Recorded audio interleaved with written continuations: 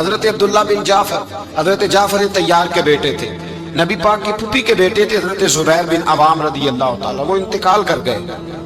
ان کا جب وصال ہوا تو 10 لاکھ دینار کا قرضہ تھا ان پر، اور جو زمین انہوں نے چھوڑی وہ زمین بنجر تھی۔ لو سن لے، جن پر قرضہ چڑھا ہوا ہے وہ اس کا بھی سن لے، جن پہ قرضے ہیں نا، جو تنگ دست ہیں، جو روز رکے بیچتے ہیں دعاؤں کے کہ بڑی پریشانی ہے بڑی پریشانی ہے، وہ وظیفہ سنیں، وہ وظیفہ سنیں۔ ہمارے زمانے میں وظیفے لینے کا رواج نہیں، تویز لینے کا رواج ہے۔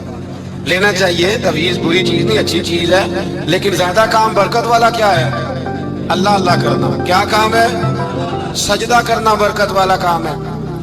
حضرت عبداللہ بن جعفر طیار کہتے ہیں میں نے قرضہ لینا تھا زبیر بن عوام سے، وہ وصال کر گئے۔ میں ان کے بیٹے کے پاس گیا، عبداللہ بن زبیر کے پاس۔ میں نے کہا پیسے لینے تھے، کہا بالکل لینے ہیں۔ میرے ابا جی مجھے وصیت کر کے گئے، لکھ کے گئے کہ یہ پیسے دینے ہیں، اور وہ یہ لکھ کے گئے ہیں، میں زندگی بھر کوشش کرتا رہا، ادا نہیں ہو سکے۔ بیٹا تیری ذمہ داری ہے میرے قرضے ادا کرنا۔ عبداللہ بن زبیر رضی اللہ تعالیٰ عنہ کہنے لگے میں انشاءاللہ آپ کی رقم دے دوں گا۔ تو عبداللہ بن جعفر طیار کہنے لگے بھائی ہم دونوں آپس میں ہیں، کوئی شے نہیں چھوڑ کے گئے آپ کے ابا جی، کوئی چیز نہیں۔ توجہ ہے میری بات پر؟ یہ صحابہ کا ذرا انداز دیکھیے گا بندگی کا، کوئی چیز نہیں چھوڑی۔ حضرت زبیر بن عوام کہنے لگے ایک زمین کا ٹکڑا ہے، وہ بھی بنجر ہے، اس میں بھی کوئی کھیتی نہیں ہوتی، سبزہ نہیں ہوتا، بنجر ہے، پانی کوئی نہیں، اور وہ اتنی خشک ریتلی زمین ہے کہ بڑا مشکل کام ہے وہاں سیراب کرنا، بے آباد زمین ہے۔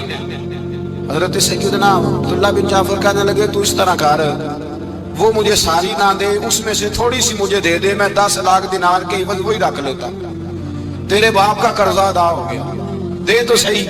انہوں نے کہا کیا کریں گے، وہ تو کسی کام کی نہیں، چند کوڑیوں کی بھی نہیں، فرمایا مجھے دے دو، میں جانوں اور میرا کام جانے۔ او بھائی یہ تھے بندگی والے لوگ، یہ تھے جن کا رب سے رشتہ ہے، جنہوں نے حضور کے صلی اللہ علیہ وسلم کے پاس بیٹھ کر بندگی سیکھی تھی۔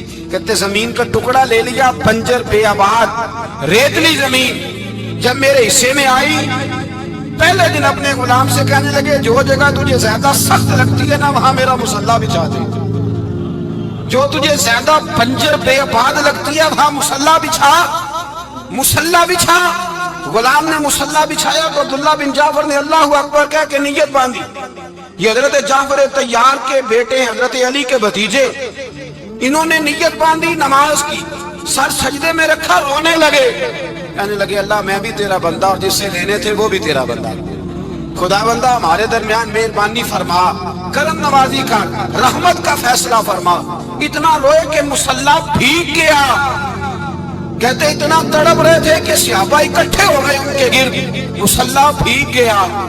جب بھیگا ہوا مصلی نماز مکمل کر کے اٹھایا نا، کہتے مصلی اٹھایا تو نیچے سے اللہ نے پانی کا چشمہ جاری فرما دیا، اللہ نے پانی کا چشمہ جاری کر دیا۔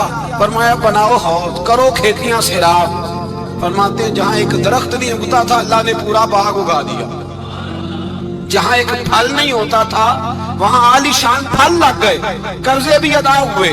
حضرت زبیر بن عوام کے بچوں کے پاس مال دولت بھی بچ گیا۔ لوگ جب کہتے ہیں یہ ساری کس چیز کی برکت ہے، اور فرماتے یہ ساری سجدوں کی برکت ہے، یہ رب کی بندگی کی برکت ہے، یہ اس کی بارگاہ میں نماز پڑھنے کی۔